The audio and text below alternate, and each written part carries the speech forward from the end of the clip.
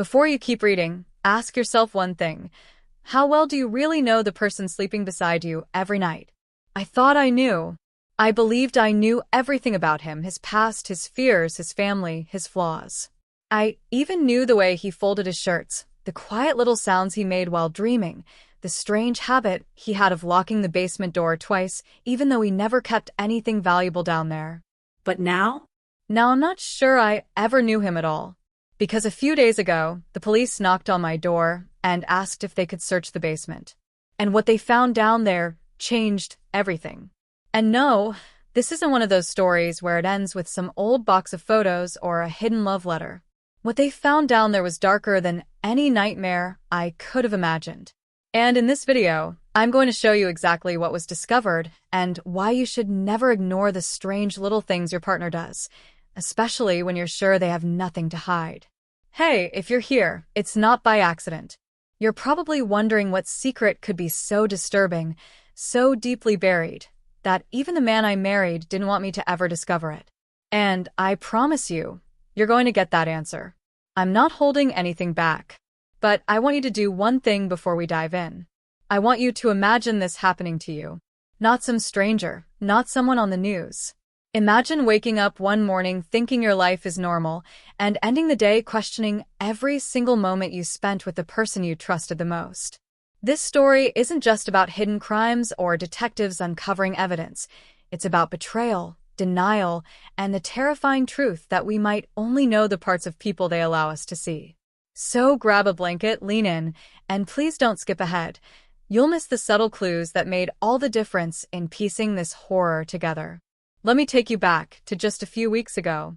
It was a rainy Thursday, one of those gray, sleepy days where everything feels heavier than it should.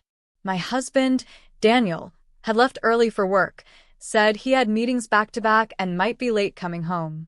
I didn't think much of it. He was in real estate, always juggling clients, always glued to his phone. I spent most of the morning sorting through old boxes from the attic. We'd recently decided to declutter, maybe even think about selling the house next year. That's when I found something odd. A set of keys I didn't recognize. They weren't labeled, but one of them looked oddly familiar. Almost like the one he used for the basement, except I knew that key was on his regular keychain. This one was different. A duplicate? A spare? I don't know why it bothered me so much, but something about it made me feel unsettled. Like I had brushed up against a secret by mistake. Here's the thing. Our basement was always locked. Not because it was dangerous or anything, just always locked. Daniel said it was because of the wiring, old circuits, exposed cables, a safety hazard. I believed him. Why wouldn't I? I never had a reason not to trust him. He was attentive, kind, loving. Even after 6 years of marriage, he still left notes in my lunch bag and kissed me on the forehead before bed. But if you've ever had that moment where your gut tells you something's off, even though your brain is trying to rationalize it, that's exactly how I felt when I found that key. It was like my intuition was whispering, "Pay attention. Don't let this go." I waited until he was asleep that night. I crept downstairs, key in hand, heart pounding like I was breaking into someone else's home. I know that sounds dramatic, but you have to understand, I'd never been down there. Not once. He always made it sound like there was nothing to see. But when I turned the key and opened the door, the first thing I noticed was the smell. Damp, metallic, almost like rust or blood. The second thing I noticed was the silence. You'd expect an old basement to creak or hum with the sound of a furnace, maybe echo with the drip of water. But this place, it was too quiet. Like sound didn't belong there. I didn't go far. I stood at the top of the stairs for a long time, frozen by fear and confusion. Something told me not to go further. Something told me that once I saw what was down there, I could never unsee it. So I closed the door, locked it, put the key back where I found it, and I told myself I was imagining things. But the next day, everything changed. That morning, I got a call from an unknown number. A detective, Detective Monroe. He asked if I had a few minutes to talk. He was calm, polite, even warm. But when he said my husband's name, my stomach flipped. He told me they were conducting an investigation linked to a cold case. That Daniel's name had come up, and they were hoping to ask him a few questions. I tried to stay calm. I asked what kind of questions, but he wouldn't say. Just that it was important and that they'd like to come by later that afternoon. That's when I knew. Deep down, I already knew. Whatever was in that basement, they knew about it too. Now listen carefully, because from this point on, things get dark. I'm not just talking about emotional betrayal or lies within a marriage. I'm talking about criminal secrets, hidden identities, victims, evidence, things buried, both figuratively and literally, right beneath my feet. I know this sounds like one of those thriller movies on Netflix, but I swear to you it happened. And the most chilling part is, I'm still not sure if I've uncovered everything. That basement held more than just dust and forgotten junk. It held the truth, and the truth nearly destroyed me. But before we get into what they found and what my husband confessed, I want you to understand who Daniel was. Or at least who he appeared to be. This part matters. Because the scariest thing isn't the discovery. It's realizing how well evil can hide behind normal. How easily someone can play the perfect partner while hiding things so dark they leave scars on everyone around them. In the next part of the story, I'll walk you through the life we shared. The red flags I missed. The clues I brushed off. And the shocking trail of evidence that began with a single photo tucked inside a book. One that didn't belong to either of us. It was that photo, and what was written on the back, that finally pushed everything into motion. I guess the hardest part about all of this is trying to figure out when things really started to go wrong.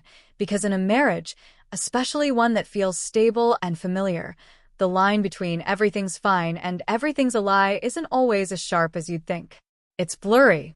It sneaks up on you, disguised as routine.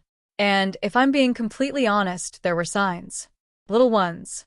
But I didn't notice them until I started looking backward, like puzzle pieces that never made sense until the full picture began to emerge. I mentioned earlier that Daniel was in real estate. That's true, but what I didn't tell you is that over the last few months, business had started to get weird. He was making more money than usual, even during a slow market. At first, I chalked it up to luck or maybe one really big sale, but there were gaps in his schedule. Long, unexplained disappearances. Late-night phone calls he'd step outside to take, saying it was a private client. He was more distracted, more protective of his phone, more distant, but only in brief flashes. He'd always bounce back, make me dinner, bring home wine, laugh at the same dumb shows we always watched. So how could I accuse him of anything when most of the time, he was still the man I married? It wasn't just his behavior, though. There were other people, strangers, who started to appear around our life in strange ways. About 2 months before the detective showed up, I noticed a man sitting in a parked car across the street from our house. Same silver sedan, same tinted windows, parked at odd hours of the day. I remember mentioning it to Daniel once, kind of as a joke, like, "Hey babe, we've got our very own neighborhood stalker," but he brushed it off so quickly it almost felt rehearsed. He didn't even look out the window, just muttered something about the HOA dealing with parking violations. But after that, the car disappeared for a while. Then, 2 weeks later, I caught someone rummaging through our mailbox in the early morning. A woman this time. Mid-40s, dark hair, wearing a jacket with a logo I didn't recognize. When I opened the door and yelled out, she ran. And you'd think I would have reported that, right? But Daniel convinced me not to. Said it was probably someone collecting coupons or canvassing for a local cause. That people get desperate when times are hard. I wanted to believe him. So I did. And that was my mistake. At this point, you're probably wondering, was he cheating? Was that the secret? And I have to admit, that theory crossed my mind more than once. It would have made sense in a twisted way. The distance, the secrecy, the excuses. It would have been painful. Sure, but at least it would have been familiar territory, something people survive every day. But what I found out went far beyond betrayal of love. This wasn't about infidelity. It was about identity. And that's what terrified me the most. Because if someone cheats on you, at least they're still the same person, they're just broken. But when you find out that the person you've built your life around isn't who they claim to be at all, that's an entirely different kind of horror. That's like waking up next to a stranger who's wearing your husband's skin. The more I dug, the more cracks I started to notice. Like the fact that Daniel had no family. Or so he said. He told me early on that both of his parents had died in a car crash when he was 21 and that he'd been raised by a distant uncle who passed away shortly after he graduated college. At the time, I felt sympathy more than suspicion. I never pushed for photos or documents. Why would I? We were in love. He cried the first time he talked about it. But after the detectives came, I tried looking up the accident myself. I scoured old newspaper archives, DMV crash records, even local obituaries from his supposed hometown. Nothing. It was like those people never existed. Like Daniel had appeared out of nowhere at age 22 with a college degree and a spotless resume. And then there was the name, his last name, Fenton. A name he said was Scottish, inherited from his mother's side. I Googled it dozens of times, looking for some connection to his past, but every trail went cold. The name only popped up in databases related to property transactions and a couple of police records tied to a different Daniel Fenton in Arizona, which he swore had nothing to do with him. Just a common name, he said. But something didn't sit right. At one point, I even started thinking maybe I was losing it. That maybe I was the one connecting dots that didn't belong together. But that was before I opened the book. A week before the detective showed up, I was cleaning out Daniel's home office, which he rarely let me into. He said it was a sanctuary, his man cave for work and calls and documents that needed privacy. I respected it until I didn't. Until the key to the basement started itching at my conscience like a splinter under the skin. So I started poking around, and I found it tucked in the back of a filing cabinet, an old novel with a torn cover, something he hadn't touched in years. Inside, right in the middle of the pages, was a photograph. A black and white photo of a little girl in a polka dot dress, standing in front of what looked like a rural farmhouse. On the back, in red ink, someone had scrawled 2 words. Find her. That was it. No date, no name, just find her. And that's when the nightmare really began to unfold. Because the girl in the photo? I recognized her. Not from real life, but from a story Daniel once told me in passing about a childhood friend who disappeared when he was young. Said she ran away from home and was never seen again. That she was troubled, had a bad family. The kind of story you hear once and forget. But now it was resurfacing, right in the middle of a book he claimed never to read. Why keep that photo? Why hide it? And why were the words, find her, written in what looked like dried blood? This is where the questions start stacking up like dominoes. Was the girl someone he knew? Or someone he hurt? Was she connected to the detective's cold case? Was Daniel even his real name? I started spiraling. Every moment with him felt like a performance I'd fallen for. Every memory we shared now felt like a scripted lie. And then, just as I was trying to piece together my next move, the silver sedan reappeared. But this time, it didn't just sit across the street. This time, it parked in our driveway. 2 men stepped out, one of them Detective Monroe, the same man who had called me. The other I didn't recognize, but he was older, grayer, and looked more like an investigator than a cop. They asked to come inside, and for the first time, I didn't hesitate. I led them straight to the basement door. And when they opened it, when they went down those stairs, they didn't seem surprised. It was like they already knew what they were looking for. Like they had been here before, in another version of the same house, with another version of the same man. And the thing is, they found something. But I'm not ready to tell you what it was just yet. Because before I show you that part, the physical proof, the evidence, the thing that finally shattered the last thread of denial, I need you to understand what kind of man Daniel really was. Or maybe, what kind of man he pretended to be. Because the deeper I looked into his past, the more names I found. Not aliases. Not even fake IDs. Just whispers, online forums, missing persons threads, scattered comments about a man who helped families relocate, who advised women in abusive situations, who showed up just long enough to gain trust, and then disappeared right before someone else did. So now, I'm asking the same question that's probably forming in your mind. Was Daniel a predator hiding in plain sight? Or was he part of something even bigger, something organized, something that involved others? The woman at the mailbox. The man in the sedan. Even the detective. Can I trust him completely? Or is he just another layer in a story that keeps folding in on itself? Just when I thought the truth was finally within reach, when I believed that whatever darkness had been festering beneath our home was about to be dragged into the light, it all started to slip through my fingers. After the detectives entered the basement, they were down there for nearly an hour. I stayed in the living room, too afraid to follow, too overwhelmed to think straight. I remember staring at the clock on the wall, hearing nothing but the occasional creak of floorboards below, and wondering what kind of life I'd really been living all this time. When Detective Monroe finally emerged, he looked pale, shaken even, but composed, too composed. He told me they'd found something significant and that the evidence would need to be processed before I could be given any real answers. He didn't let me see it, not even a glimpse. Said it was for my own protection. That line hit me like a punch to the chest. Protection from what? From who? That night, Daniel never came home. I waited until past midnight, phone in hand, eyes on the driveway, half hoping he'd walk through the door and offer some ridiculous explanation. But instead, I got a text from an unknown number. It simply read, "Stop asking questions. You're safe for not knowing." No punctuation. No name. Just that. And as soon as I read it, the message disappeared, deleted itself like it had never been there.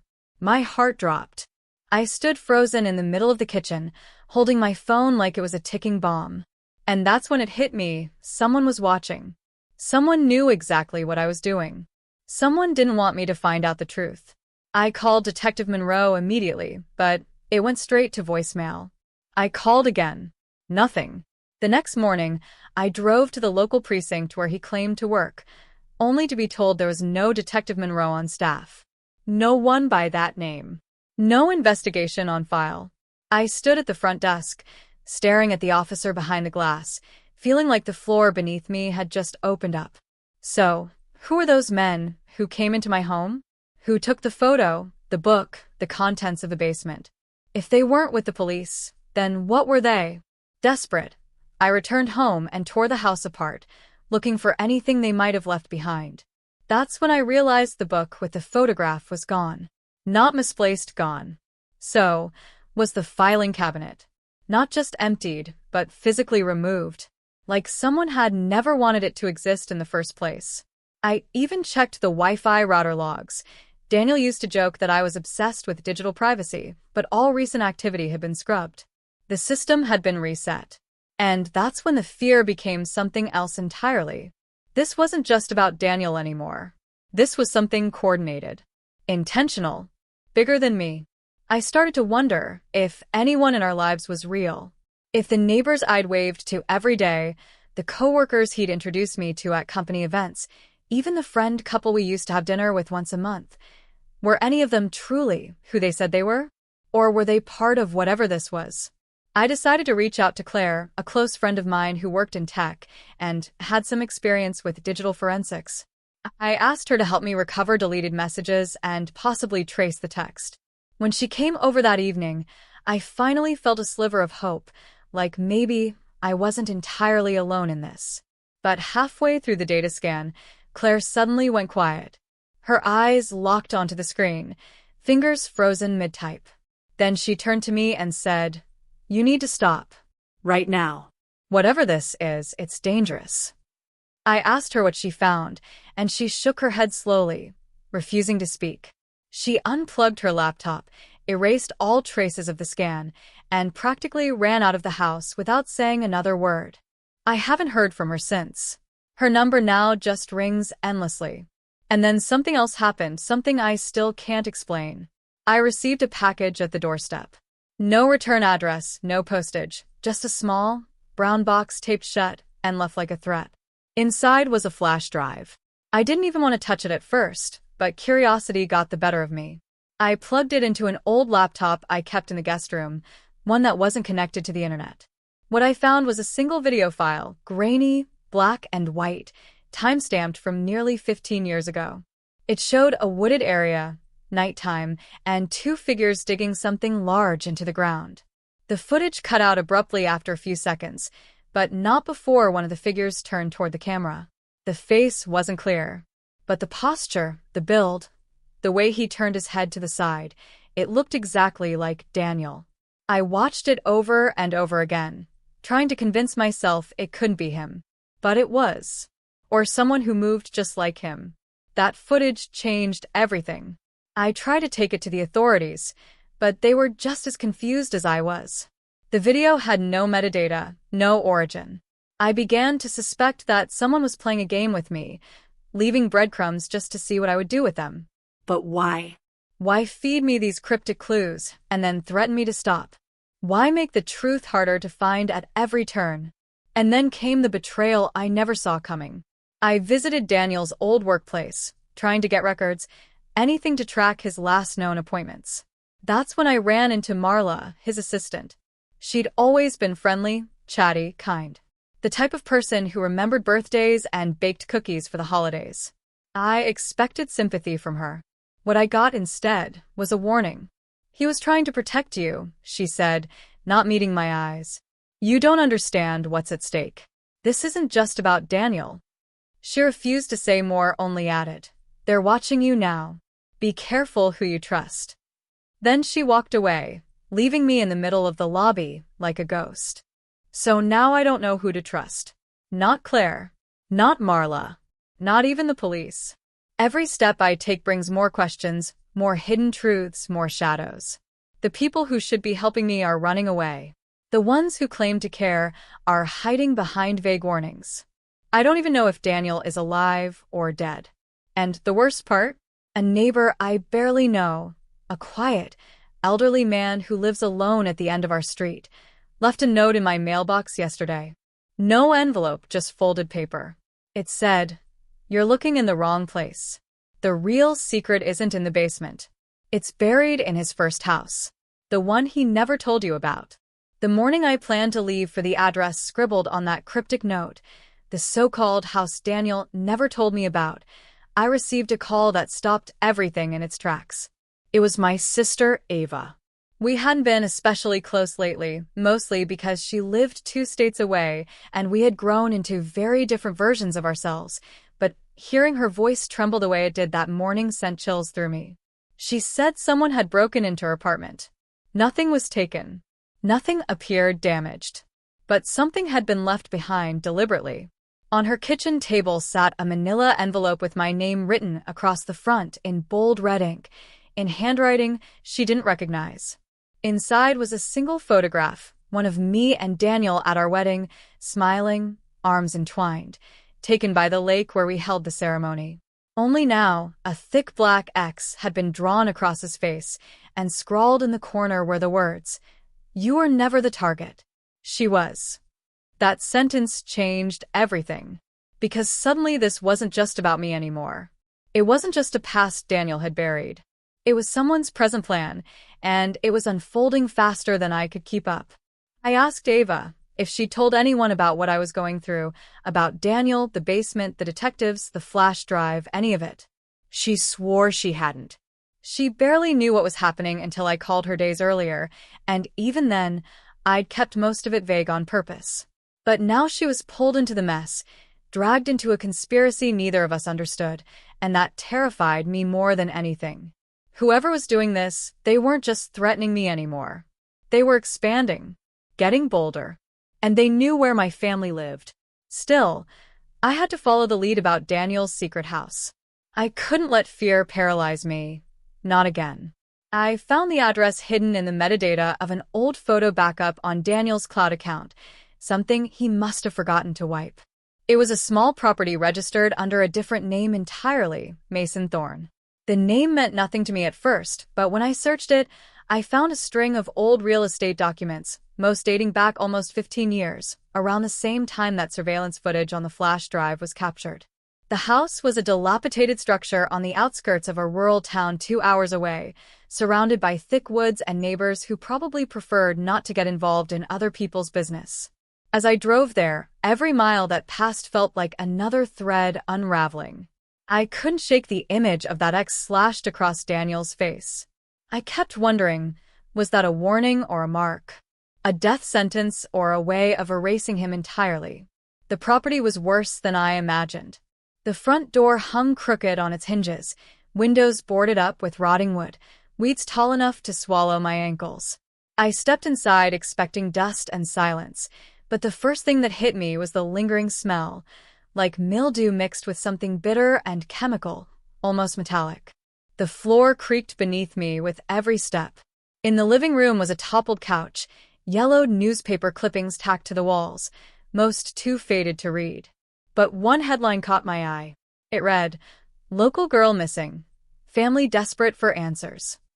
The photo was old, blurry, but it was the same girl from the picture I'd found in the book. The same haunting stare. Suddenly, everything I thought I knew about Daniel's past began to shift again. He didn't just know this girl. He was obsessed with what happened to her. He had lived here, surrounded by reminders of her face, of her name, of the investigation that never found closure. But then came the twist I never saw coming. In a small box beneath the floorboards of the master bedroom, I found a stack of letters. Not addressed to Daniel or Mason Thorne, but to someone named Rachel Delaney. Dozens of them, signed with initials I didn't recognize. JW, the letters were emotional, fragmented, full of longing and pain. Whoever Rachel was, she meant something to this person. And based on the timestamps, these letters were written over the course of a decade. One line kept repeating across several of them like a desperate chant. "I did what you asked. When will it be enough?" That single sentence raised questions I hadn't even considered yet. Was Rachel the missing girl? Was she still alive? Was Daniel writing these letters, or had he been receiving them? And most of all, who was JW? At this point, the mystery felt like it was turning inside out. Every time I thought I had a grip on the truth, the ground beneath me shifted again. Daniel wasn't just hiding a dark secret. He was tangled in something far older, far deeper, something that involved people I hadn't even heard of until now. But before I could dig any deeper, my phone rang again. It was Ava. She sounded different this time, more composed, but almost robotic. She said, "Stop what you're doing. Come home. You're making it worse." I asked her what she meant, why she was suddenly siding with the very people threatening us, and she replied in a whisper, "They came to see me. They know everything. They showed me something I can't unsee. Please, just come back." And then the line went dead. I drove back in silence, my mind spiraling through every possibility. Had Ava been coerced? Was she lying to protect me or working against me now? Had they used her to send a message? Or worse, had they shown her something about me? Something I didn't even know? When I got home, she wasn't there. The lights were off, the door unlocked, no sign of struggle, but her phone was left behind on the kitchen counter. A single text glowed on the screen from an unknown number. It said, "She knows too much. We warned you." And just like that, the game changed again. Because now, the person who dragged me into this with one photo and one whisper, my own husband, wasn't the only one hiding something. Ava had been pulled into it, but I wasn't sure anymore if she was the victim or the bait. And somewhere in the middle of it all, a missing girl, a fake detective, a second identity, and a name, JW, kept circling like vultures over a story still refusing to reveal itself. And just as I started to piece it together, the power went out. The first thing I noticed when the power went out wasn't the darkness. It was the silence. That thick, unnatural silence that presses against your chest and makes the air feel colder than it should. I waited for the familiar hum of the refrigerator to kick back on or the faint glow of a street lamp to creep in through the window, but nothing came. Just shadows, stretching longer than they should have, and the unsettling realization that someone had cut the power on purpose. It wasn't the neighborhood. It wasn't a storm.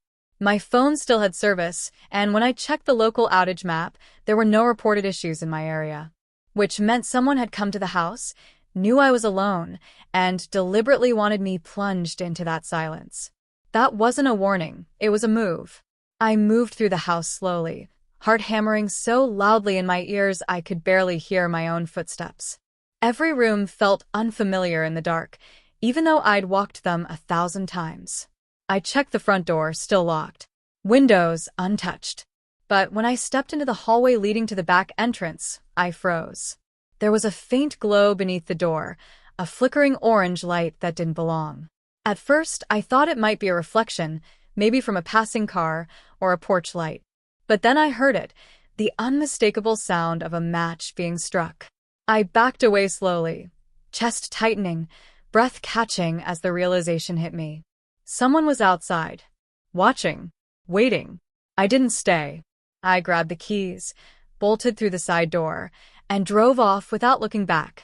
I didn't even know where I was going at first, just needed to move, to be away from the house that no longer felt like a home. I ended up at a cheap roadside motel 20 minutes outside of town, the kind of place with flickering neon signs and thin walls. It wasn't safe, but it was anonymous. And for now, that felt like the only protection I had left. Lying there in that cold bed, staring at the cracks in the ceiling, my mind kept circling back to one thing: Ava. She hadn't come back. Her phone was still sitting on my counter. No calls, no texts, no words since that last whisper of warning. I contacted the police, filed a missing persons report, did everything I was supposed to do. But I knew, deep down, they weren't going to find her. Not unless someone wanted her to be found. And the longer she was missing, the more I started to wonder if this entire thing was never about Daniel or some buried secret at all. What if I was just a pawn? What if the real game had always been Ava? That thought haunted me. But it wasn't the only one. Because in the hours that followed, I started to notice something strange with my phone. Messages appearing, then disappearing. Photos in my camera roll that I hadn't taken, grainy, zoomed-in shots of me from behind. At the motel check-in desk. At the gas station. Even one of me in the motel room window, standing in the dark, holding the curtains slightly open. They weren't time-stamped, and every time I tried to forward them or upload them to cloud storage, they vanished. No trace. No metadata. Just long enough for me to see them and understand that I was being watched. Tracked. Possibly even inside the room I thought was safe. The paranoia grew faster than I could contain it. I began to question everything and everyone. The motel clerk who asked too many questions about how long I'd be staying. The car parked 3 spaces down that hadn't moved in over a day. The couple arguing loudly in the next room. Was it even real, or just noise to cover something else? Every sound became a threat. Every silence a warning. I stopped sleeping, barely ate, pacing the floor in that tiny room while the rest of the world carried on outside like nothing was happening. And then came the most devastating twist yet. A package arrived at the motel's front desk the next morning. No return address, no postage, just like the last one. The clerk said a woman in a gray hoodie dropped it off, then got into a waiting van and drove off. Inside the box was a photograph. Not an old one. Not something from Daniel's past, but new. Taken recently. It was Ava, bound and gagged in a dimly lit room, her eyes wide with terror. The image was printed on glossy photo paper, and across the bottom, smeared in what looked like ink, or something worse, were the words, "You are never supposed to keep looking." No demands. No ransom. Just a declaration. A statement that this was punishment. And that was the moment everything collapsed.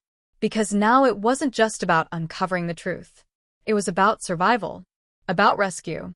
About unraveling whatever twisted network of lies Daniel had pulled us into before it was too late. I realized then that this wasn't just one man's secret. This was systemic. Deep. The kind of hidden network you read about in crime documentaries but never believe could exist in your own neighborhood. But it was real. It was here. And somehow, Daniel had been part of it, either as a pawn, a perpetrator, or maybe the architect. And just when I thought I'd reached the lowest point, another message popped up on my screen. No sender. No subject. Just 6 words. She made her choice. You're next. I didn't expect to find anything when I went back to the house. Not really. At that point, I was acting on instinct more than logic, driven by desperation and the fear that if I stopped moving, if I let myself rest, I would be next. The threats had become too real, too specific, and with Ava still missing, I was spiraling. But something about that last message, she made her choice. You're next, had a different weight to it. Like it wasn't just a threat. Like it was a warning laced with judgment.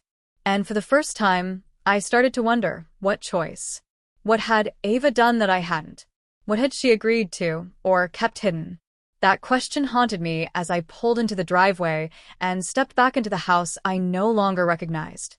The silence felt heavier this time, almost deliberate, as if the walls themselves were waiting for something to be said, for some long-buried truth to finally be spoken aloud. It was while cleaning through the scattered documents in Daniel's office, again, for what felt like the 100th time, that I found something I had missed before. It wasn't hidden, just cleverly camouflaged between two old insurance statements, folded into a much older manila folder labeled in pen, Estate R. Delaney. I almost didn't look twice, but something about the way it was misfiled made me curious. I opened it, and that's when everything I thought I understood cracked wide open. Inside was a birth certificate. Not mine, not Daniel's, but Ava's. And next to it, another document, a sealed court record showing an adoption finalized in 1997. And then another, a certificate of death. For a child. A baby girl named Rachel Delaney.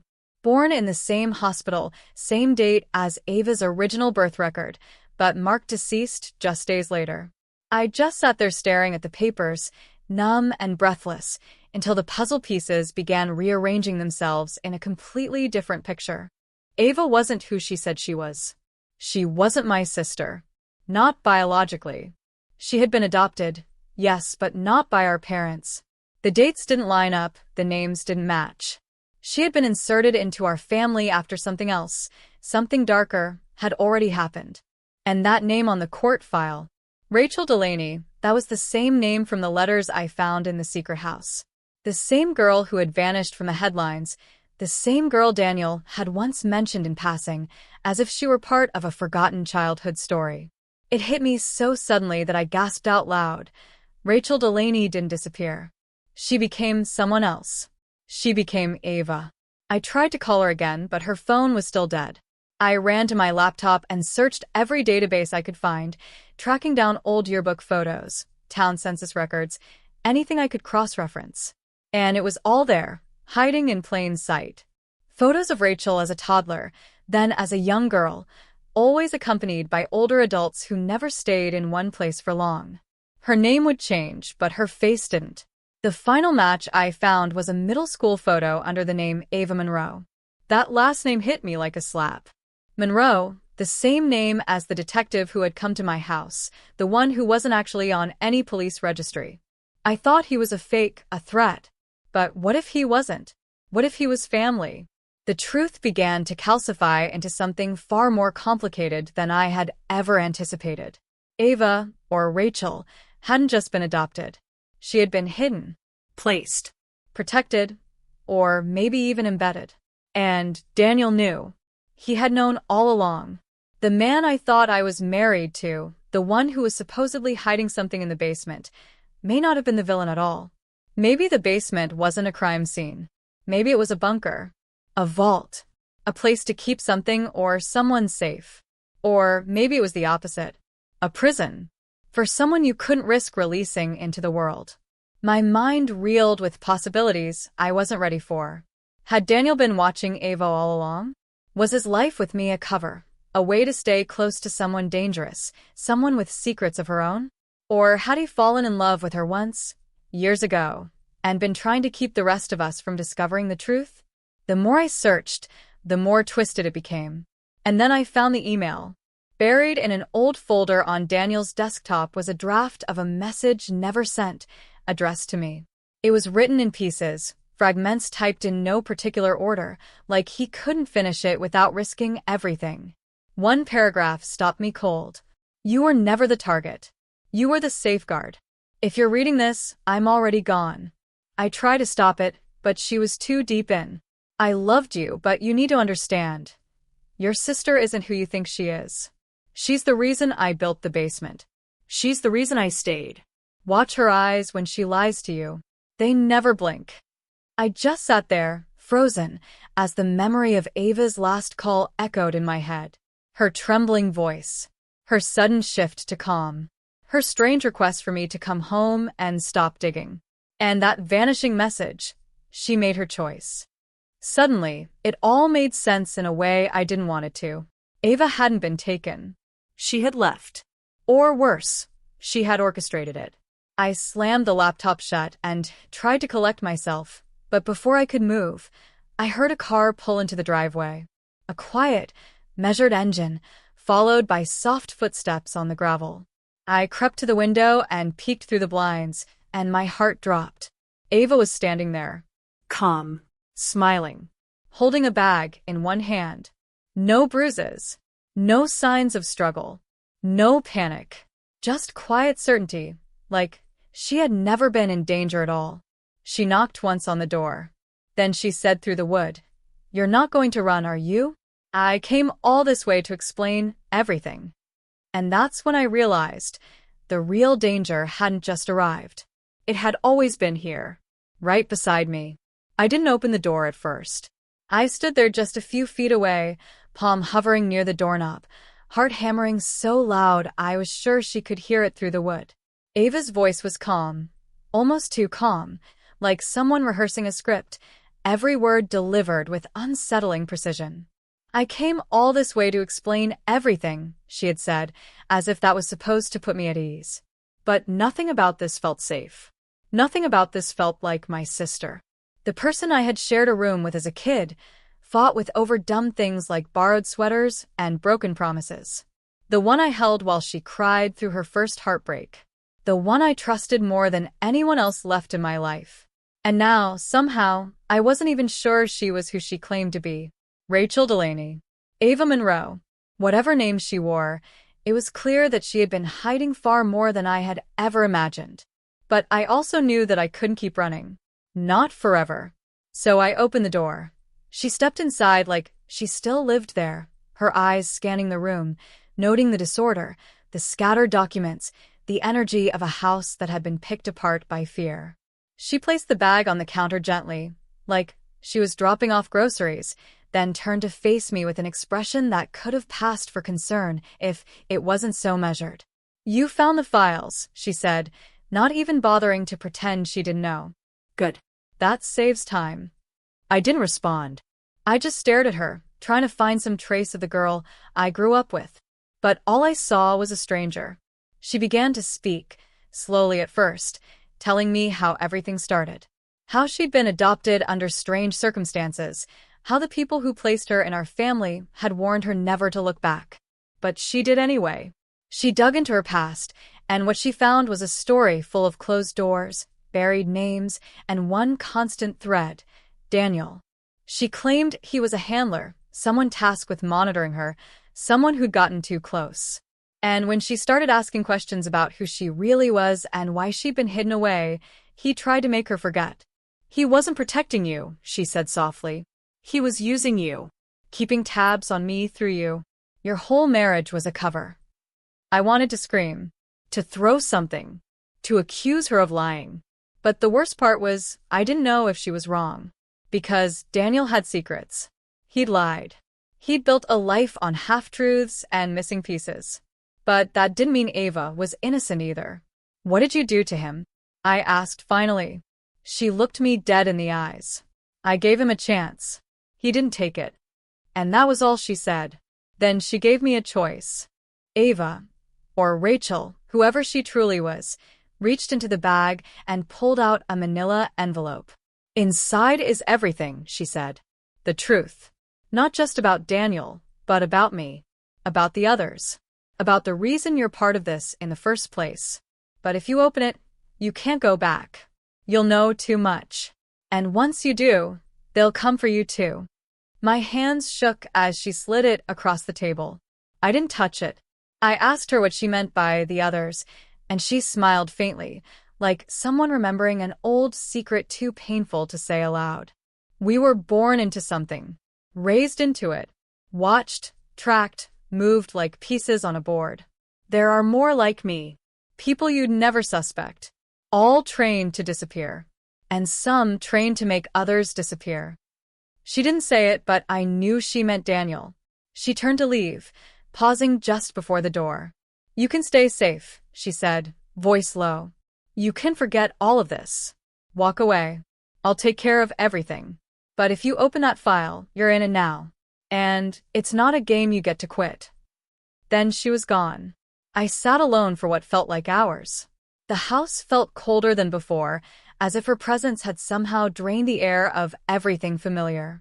The envelope sat in front of me, its contents pulsing like a live wire.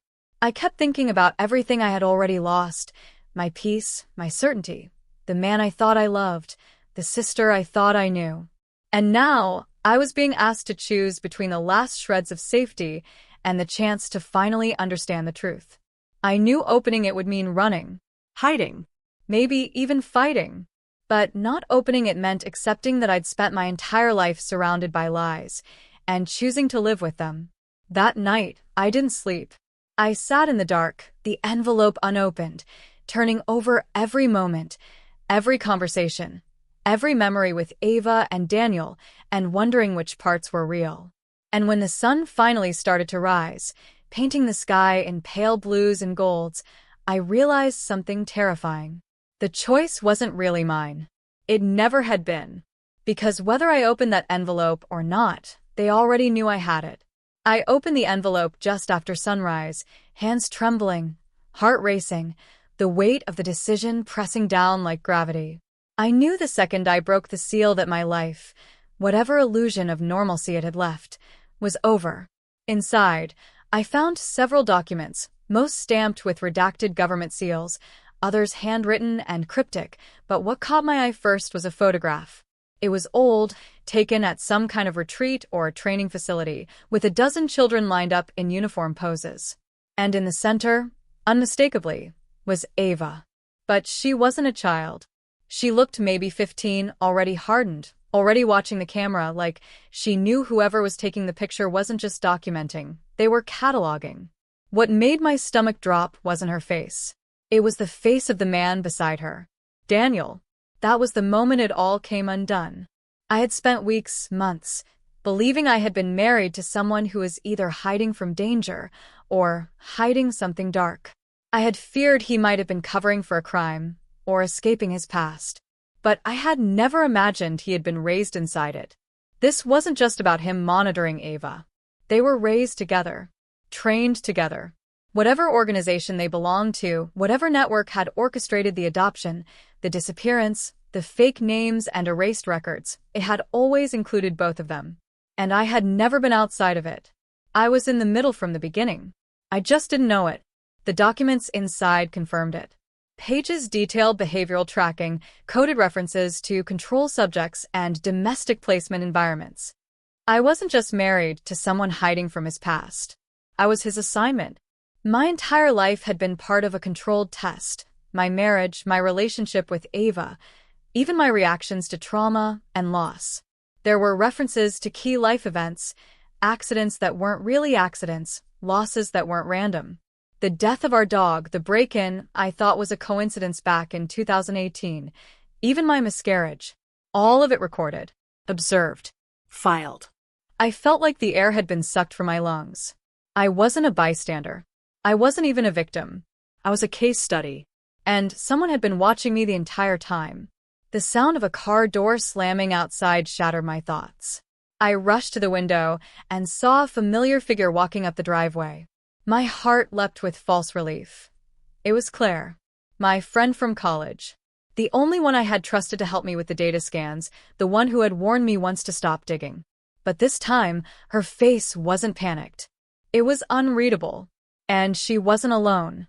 Behind her, a man stepped out of the car, tall, military build, sunglasses, even though the morning light was soft.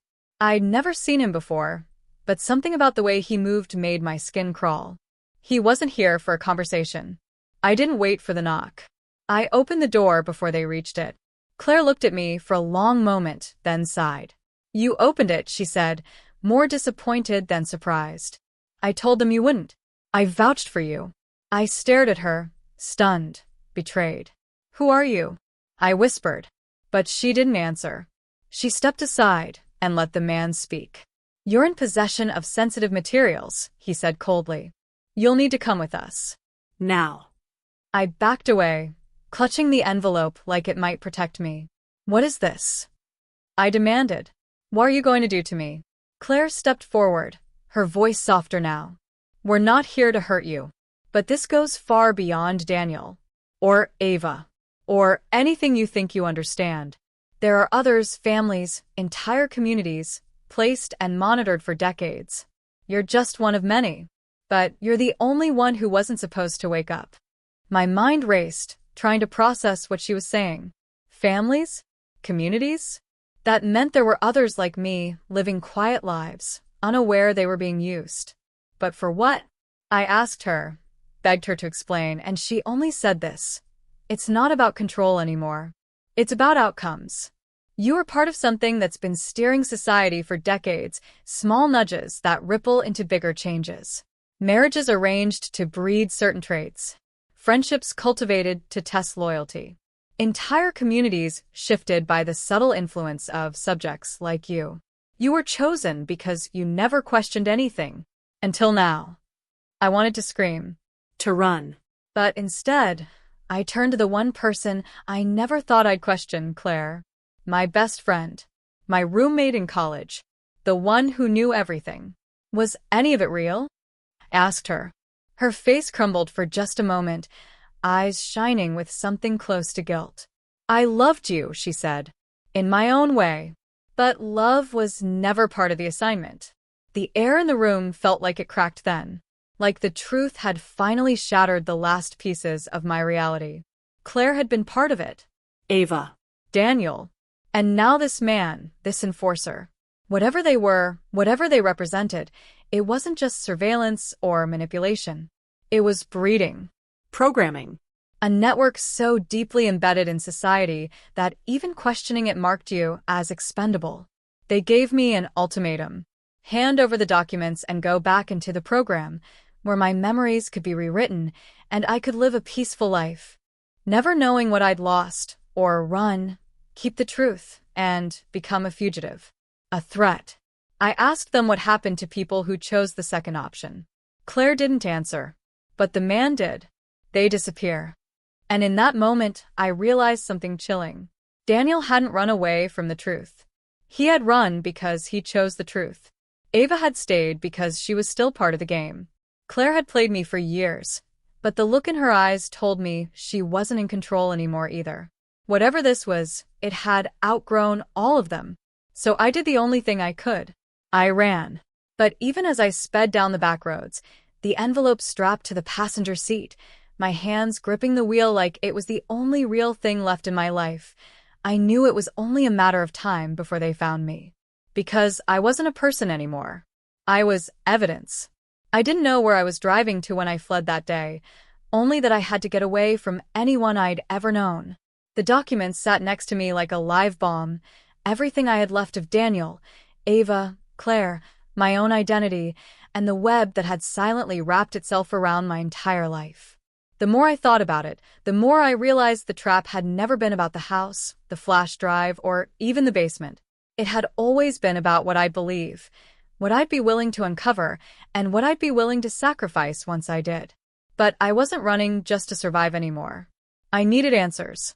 Not coded ones. Not stories from people with hidden motives. I needed the truth from someone who knew it from the inside. And that meant finding the only person who had vanished without a trace the moment things started to fall apart. Daniel. I returned to the off-grid property, the one buried in the woods outside town where I'd once found the faded photo of the missing girl and those cryptic letters signed JW, but this time I looked deeper. I tore through floorboards, sifted through piles of decaying papers, and pried open a hidden hatch beneath the stairs that I hadn't seen before. What I found there nearly stopped my heart. A small, self-contained bunker with a generator, rations, surveillance monitors, and an encrypted laptop. And sitting in the center of it all, hunched over like a ghost of the man I once loved, was Daniel. He looked older, thinner, with eyes that had stopped expecting redemption. But when he saw me, something flickered in his expression. Regret, maybe, or the quiet relief of someone who no longer had the energy to lie. I didn't speak at first. I just stared at him, daring him to make the first move.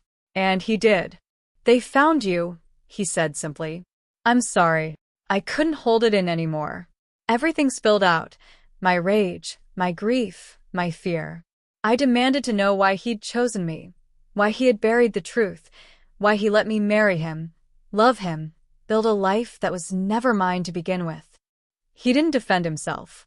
He didn't deny it. Instead, he opened the laptop and showed me a file I hadn't seen before, one final piece of the puzzle. It was a profile. Mine. Labeled Subject 12-9B.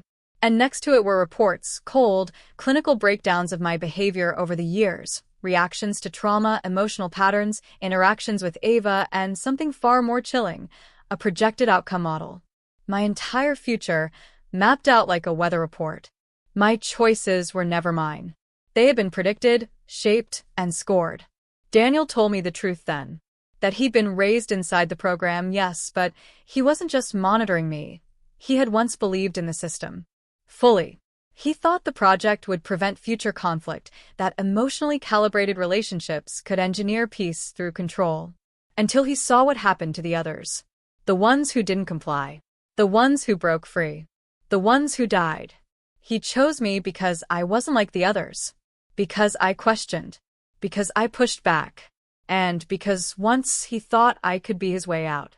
But before I could process any of that, an alert flashed on the screen. Motion detected. The monitors flickered to life. Claire was outside. Not just her.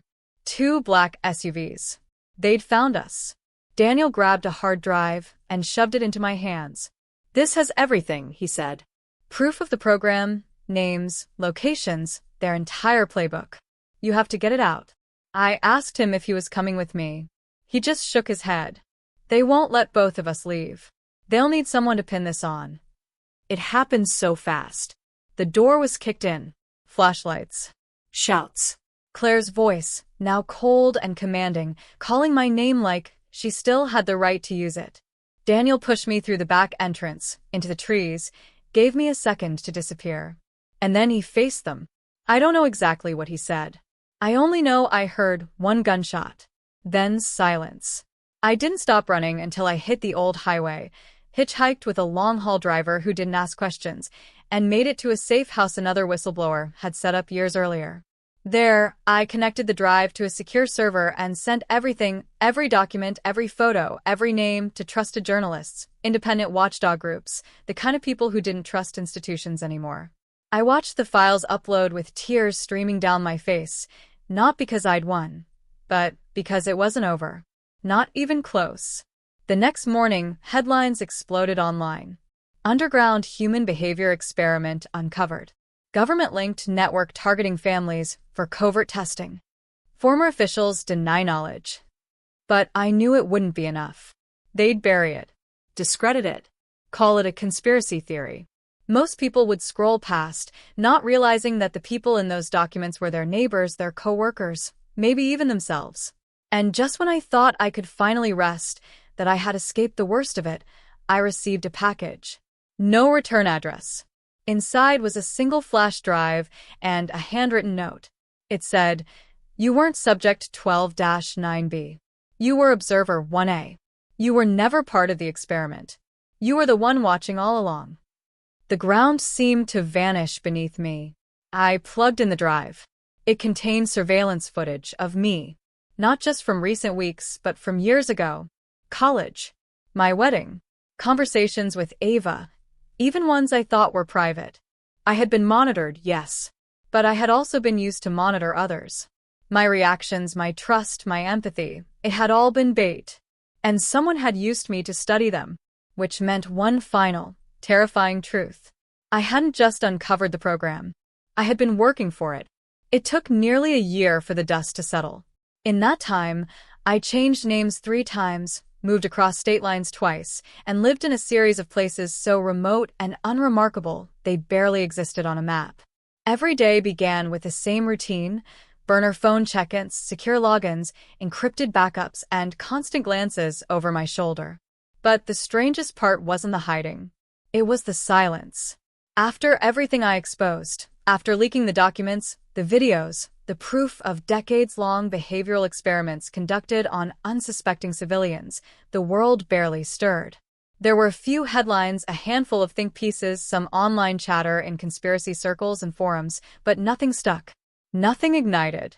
The program simply disappeared beneath the next scandal, the next trending story, the next distraction. And I started to understand the deeper brilliance of the system, not in how they controlled people, but in how they made sure no one cared. No one was paying attention long enough to realize how deep the roots went. The files Daniel left behind had confirmed the worst of it. The project didn't just track behavior, they designed it. Communities were seeded with observers and influencers, relationships guided and manipulated to produce generational shifts in values, loyalties, fears. My parents weren't chosen at random. My friendships were coordinated. My deepest traumas, the ones that shaped the woman I became, were logged with clinical detachment. But the greatest lie was that I was ever a victim. The truth, as the flash drive revealed, was that I had been groomed from the start, not to be studied, but to study others. I had been placed into environments where my reactions would help shape future protocols, where my decisions under pressure would determine how the program evolved. I was never meant to uncover the truth. I was the mechanism that delivered it. I still don't know who sent the final drive. I've traced it 100 ways, dead ends every time. But I think that's the point. Someone wanted me to know what I was, not to punish me, but to release me from the illusion of control. And maybe, in some twisted way, it was a gift. Because once you know how manipulated your past has been, you stop trying to fix it. You stop trying to rewrite your own story.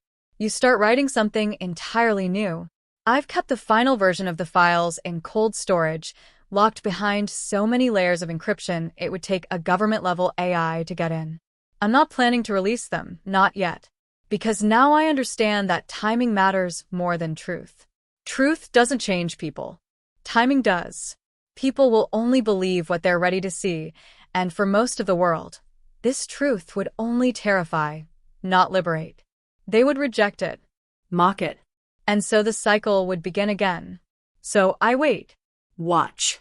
And when the moment is right, when the ground shifts enough for people to listen, I'll hand them the key. As for Ava, I haven't seen her since that night. She's out there, I know it. Every now and then, I catch glimpses. A news photo. A name that's too familiar in an obscure academic journal. A figure in a crowd that disappears too quickly. I don't know if she's still part of the program or if, like me, she broke from it and now drifts in the gray. But sometimes, late at night, I imagine us meeting again. Not as sisters, not as enemies, but as the last two people alive who understand what it means to wake up inside a life that was never yours. I think about Daniel often, more than I'd like to admit. His death haunts me, not just because of the pain or the betrayal, but because, in the end, he gave me a choice. He gave me the truth, even knowing what it would cost him. And in doing so, he freed me from the lie we were both living. For a long time, I hated him. But now, I see him as someone who tried to do the right thing inside a system that had no room for it. He didn't save me, and I didn't save him, but maybe in some strange way, we saved each other. Now, when people ask who I am, which they rarely do, I tell them I used to be part of something I didn't understand. That I believed in things that weren't real. That I loved people who weren't who they said they were. And then I say that I woke up. Not suddenly. Not all at once.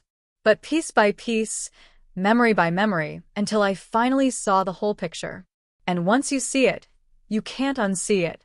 You can't go back. But you can choose what to do with it. So I live quietly, in a place where no one knows my name. I don't use smart devices. I grow my own food. I journal everything by hand. I still don't sleep through the night. And sometimes I wonder if they're still watching me, if this part of my life is just another phase of the experiment. But that fear no longer controls me. Because even if it is, even if this ending is still part of the story they designed, I'm writing it my way now.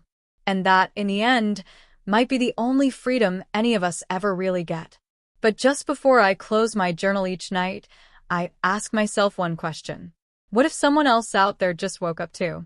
And if they did, what are they going to do with what they know? Because once you see behind the curtain, you either look away or you burn it down.